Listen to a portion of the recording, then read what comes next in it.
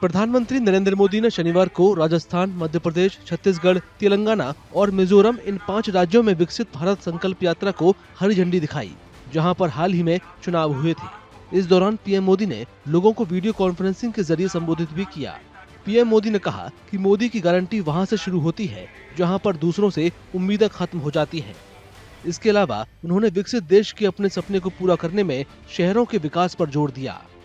प्रधानमंत्री ने कहा कि उनकी सरकार एक परिवार के सदस्य की तरह हर किसी की परेशानियां कम करने की कोशिश कर रही है। आजादी के लंबे समय तक जो भी विकास हुआ उसका दायरा देश के कुछ बड़े शहरों तक सीमित रहा, लेकिन आज हम देश के टियर 2, टियर 3 इस शहरों के विकास पर बल दे रहे हैं। देश के सैकड़ों छोटे शहर ही विकसित भारत की भव्य इमारत को सशक्त करने वाले हैं। पीएम मोदी ने कहा कि यहां पर इस यात्रा में देरी इसलिए हुई क्योंकि यहां चुनाव की वजह से आदर्श आचार संहिता लगी हुई थी। पीएम ने 5 राज्यों के उन लाभार्थियों से भी बातचीत की जिन्होंने अलग अलग सरकारी योजनाओं का लाभ उठाया है। जानकारी पहुंचाई है और जानकारी से आगे बढ़कर नए लाभार्थियों को योजनाओं का हिस्सा बनाया है।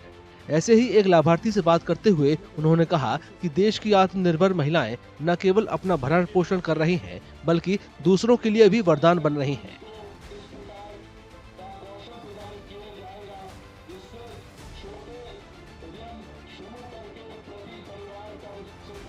आपने साबित कर दिया कि हमारे देश की आत्मनिर्भर महिला सिर्फ अपने लिए ही नहीं बल्कि दूसरों के लिए भी वरदान साबित हो सकती है। आपने ना सिर्फ अपना काम आगे बढ़ाया बल्कि दूसरे लोगों की भी चिंता की है।